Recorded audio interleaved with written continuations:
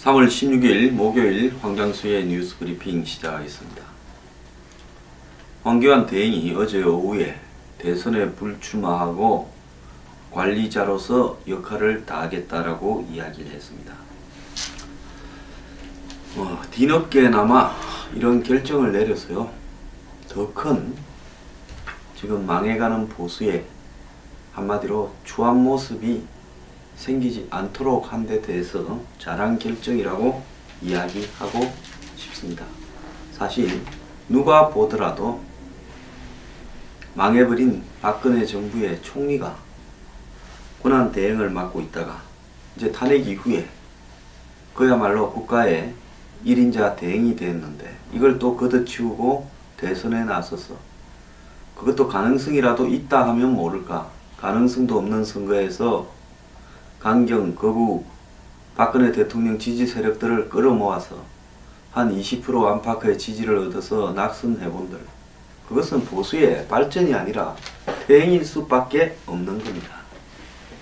이런 퇴행에 지금 민주주의의 상식적인 절차를 부정하고 대행이 선거에 나서서 한마디로 뛴다?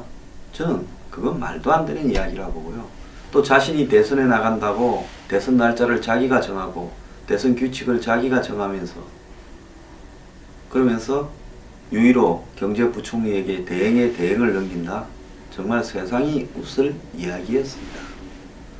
그런데도 불구하고 황대만이 이 황교안 대통령 만들기라고 그런 어떤 팬클럽이 만들어지고, 더 나아가서 온통 댓글에 황교안밖에 없다라고 이야기하는, 저는 이리 보수라고 자처하는 시민들의 의식 수준에 정말 환멸을 좀 느낀다.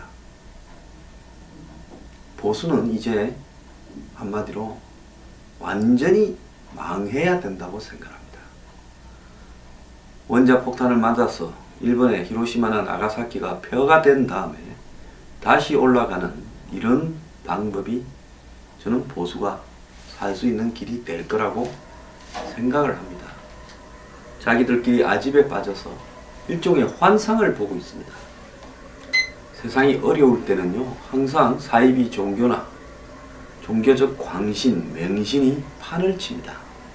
제가 지난번에 몰락이라는 폴 다운이라는 독일 영화를 소개하면서 히틀러가 마지막 망하기 전 13일의 기록이라고, 베를린 벙커 안에 있을 때 독일군이 소련군이 독일군 이 수뇌부 벙커 몇백 메터 앞에 쳐들어 올 때까지도 한마디로 뭔가 반전이 일어날 거라고 자기 확신을 하고, 또 히틀러를 추종하는 몇몇은 그 와중에도 히틀러가 혹시 자살하거나 죽으면 자신을 부총통으로, 총통 대행으로 임명해 달라고, 또 군 최고 통치권자로 임명해 달라고 찾아오기도 하고 문서를 보내기도 하면서 별지랄을 다 했습니다.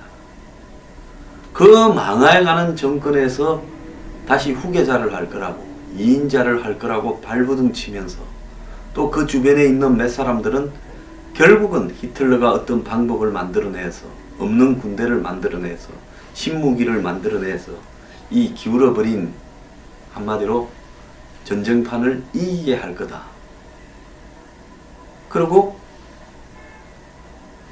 술과 아편과 마약과 섹스 등에 탐닉에 가고 있었습니다. 현실을 부정하고 싶은 것이겠죠. 그러고는 그 죽음판에 노인들, 그야말로 70, 80대 노인들을 돌격대라고 해서 총도 안 주고 내보내고, 그 다음에 10대 초반 애들 히틀러 유겐트라고 해가지고 훈장을 주면서 내보냅니다. 보다 못한 베를린 수비사령관이 어떻게 괴벨스에게 이야기를 합니다. 무기도 주지 않은 채 내보내는가, 오히려 싸우는데 방해가 되니까 다 들려보내라.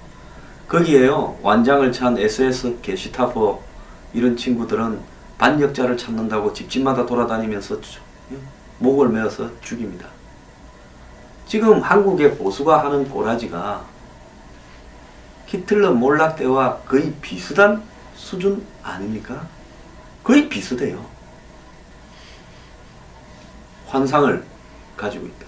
탄핵이 기각될 것이다. 상식이 있는 국민들이라면 탄핵이 될 수밖에 없음을 다 알았는데요. 탄핵이 기각될 거라고 발표 직전까지도 대중을 향해서 이야기를 합니다. 차라리 탄핵이 될 수 있다. 기각될 가능성은 매우 희박하다. 그래도 우리는 끝까지 싸워야 된다라고 이야기를 했더라면 지도부 말을 믿고 탄핵이 기각될 거라고 학수고대하다가 어느 날 갑자기 탄핵 인용으로 발표가 나니까 한마디로 정신적 충격에 빠져서 단발마적인 과격한 시위를 하다가 3명이 죽고 40명이나 부상하지 않았습니까? 태극기를 들고 박 대통령을 살려야 되겠다고 온 그분들이 총알 맞습니까? 자, 그러면서 그분들 중에는 황교안이 말로 희망이다. 히틀러가 뱅크 장군이 독일 베를린 포위를 풀 거라고 이야기한 거하고 거의 비슷한 수준의 이야기입니다. 황교안이 이 대선판에서 구세주로 나타나서 문재인과 1대1 구도로 붙어서 이기게 해줄 거다. 황교안이 가면 안철수는 들어가 준답니까? 자, 솔직히 1대1로 붙어도 못 이깁니다. 본인이요. 나올 생각이 저는 분명히 있었고 나오려고 시도도 하고 주변에 그 자기 아는 목사가 또 이 팬클럽까지 만들어서 해보려고 여러 가지 고민들을 했었다고 봅니다. 근데 아무리 두들겨 봐도 이리 두들겨 보고 저리 두들겨 봐도 출마했다가 자유한국당의 후보여야 되겠지만은 바른정당하고 무슨 단일화가 될지도 모르겠고 바른정당하고 황교안을 가지고 황교안 쪽으로 단일화 한다면 바른정당은 문을 닫아야 되지요. 그렇지 않습니까? 박 대통령이 탄핵되는 것이 맞다라고 생각하면서 탄핵에 참가한 사람들이 뛰쳐나가서 바른정당을 만들었는데 다시 바른정당의 후보한테 그것도 박 대통령의 2인자인 황교안 총리한테 후보를 단일화 시켜준다면 바른정당은 나가서 당을 만드는 아무런 의미가 없는 거지요. 자, 그런 상황에서 어떻게 내보내서 하겠다는 거야. 지금도 마찬가지입니다. 태극기 집회 단상 올라간 사람이 대통령 후보 나온다. 열렬하게 환영을 합니다. 제가 뭐라 했더니만 저보고 온갖 욕을 했더라고요.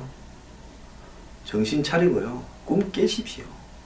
지금 이 광풍이 아직도 남았습니까? 잔풍이 남았습니까? 전부 미쳐서 날뛰고 있습니다.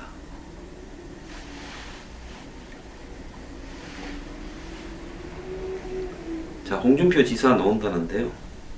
홍준표 지사한테 황교안 빠진 표가 집결할 거라고 보십니까? 저는 부정적입니다. 자유한국당은 저는 후보를 내지 말아야 된다는 사람입니다. 그것이 국민에 대한 도리라고 생각을 하는데요. 내 말을 누가 듣기나 하겠습니까? 자유한국당의 후보가 그나마 신락 같은 1대1 반문 단일화까지 망쳐버릴 겁니다. 지금 일부 친박 후보들이 대선 나간다면서 나오는 행태가요. 결국은 같이 죽자라고 이야기하는 거 아닙니까? 한 해 하나라도 우리가 안 되는데 혹시라도 문이 떨어지고 이기는 수는 못 보겠다. 그러니까 우리가 나서서 반문연대나 이런 거 다 무너뜨리고 같이 죽자. 다 죽어버리고 나면 우리가 그래도 현재 쪽수가 제일 많으니까 망하고 난 뒤에 또 우리를 지지하는 열렬 지지자들, 태극기 든 사람들이 15%다 있어서 자기들은 그렇게 착각하고 있죠. 1500만 하니까 진짜 1500만인 줄 압니다. 촛불이 1900만이니 어쩌니 저 안 믿습니다. 그 사람들 뻥튀기가 몇 배가 됐어요. 그런데 태극기 든 사람들이 1500만이 왔다니 자기들이 이제 1500만이라고 착각을 합니다. 그리고 자기들 지지자가 15% 이상 된다고 착각을 합니다. 국민 여러분, 특히 보수, 자기가 강경 보수라고 생각하시는 분들요, 정말 냉정하게요. 일상으로 돌아가십시오. 그리고 자유한국당 후보 내에서 가미카제로 자살 행위를 하십시오. 저는 이번 대선에서 이런 꼬라지라면 보수가 참패를 하고요. 창피할 정도로 표를 얻어야 된다고 보고 있습니다. 그리고 그 망한 집구석에 망해갈수록요. 이제 1류에서 2류도 아니고 3류, 4류, 5류, 6류들이 나와가지고 이 망해가는 집구석을 쪼개서 거기서 또 학고방에, 우리 어릴 때 학고방이란 말이 있었습니다. 예? 판잣집에 만드는 예? 그 방에 이 안방 주인을 차지하겠다고 쌈박질을 하고 있습니다. 한마디로 부패한 한 세력이 망해갈 때요. 정말 바닥까지 있는 그대로 밑창을 다 보여주고 끝을 보고 난 다음에 망해가는 겁니다. 그것이 사실은 대부분의 역사적 어떤 사건에서 벌어졌던 모습입니다. 무솔리니가 한마디로 히틀러 따라 흉내내다가 폐위돼 가지고 이 이탈리아 알프스 기슭의 산에 이렇게 갇혀 있다가 또 히틀러 똘마니 돌격대가 구출해 놓고 그래가 다시 어쩌게 해보겠다고 설치다가 마지막에 도망가다 잡혀서 저거 애인하고 같이 밧줄에 매달려 가지고 거꾸로 매달려서 죽었습니다. 이 후세인은 땅 파고 숨어 있다가 잡혔고 가다피는 물 흐르는 수로 안에 숨어 있다가 잡혀서 죽었습니다. 후세인은 그래도 재판이라도 받아서 사형당했지만은 이 가다피는 잡혀서 바로 총 맞아 죽었습니다. 자, 지금요 정신을 못 차리는 가짜 부패 보수들이요 마지막 발악을 하고 있습니다. 이런 어떤 발악 세력들이 결국은 여기에서라도 차분히 수습해서 해볼 수 있는 수들을 막고 있습니다. 황교안이 안 놓으면요 그 대목에서 자유한국당은 잘됐다, 그냥 우리 당은 후보를 내지 않고 전체 반문연대와 개헌에 협조를 하겠다. 그리고 그 안에서 후보 내니 어쩌니 하는 사람들은 다 배제해버린다든지 이런 상식을 갖추어야 된다고 보고 있습니다. 자, 그럼에도 불구하고 단 한 명도 그러지 않고 이제 황교안이 들어갔으니 저 지지율 내가 좀 받아와서 그래서 내가 또 여기 망해가는 집구석에서 선장이라도 되어가지고 난파선이라도 차지해야 되겠다고 하고 있습니다. 정치에서 지는 것을 전제로 해서 아무리 당세가 적은 당이라도 지는 걸 전제로 해서 그 당의 한 전파의 수장으로 그 당이나 깔고 앉아 있어야 되겠다고 생각한다면 그런 정당은 미래가 없습니다. 솔직히 말하면 자유한국당은 지금 어떤 정치를 어떻게 해 가겠다든가 하는 미래를 전혀 제시하지 못하고 있습니다. 그러다 보니까 지상욱 의원입니까? 탈당을 해버렸지 않습니까? 자, 이제 대행적으로요 별 이야기가 다 나옵니다. 홍준표 지사요? 홍준표 지사가 지금 미래지향적인 방향을 이야기합니까? 솔직히 말하면 대행적인 이야기를 하고 있습니다. 트럼프요? 아무나 내 지르면 트럼프 됩니까? 바른 이야기를 해도 유승민이나 남경필처럼요 안 먹히는데 바르지 않은 이야기를 하는데 먹히겠습니까? 그래도 유승민은 좀 방향에 맞는 이야기를 하고 있어요. 머리는 돌아가서. 그런데도 안 먹히지 않습니까? 대구 서문시장에 가서 출마 선언한다고요? 와, 경남 사람이 대구 가서 출마 선언합니까? 창원시장에 가서 해야 될 거 아닙니까? 뭘 하고 있습니까 지금? 다시 지역주의를 조장하고 더 나아가지고 대형적 박근혜 향수 마케팅을 하고 싶습니까? 자, 저는 망해가고 있다고 생각하고요. 이렇게 확실히 더 망해가기를 바랍니다. 사실 뭐 이번 대선에요, 다 뭉쳐서 해도 이길까 말까인데 이제는 같이 죽자고 지자고 발악을 하는데 뭐라고 할 방도가 없습니다.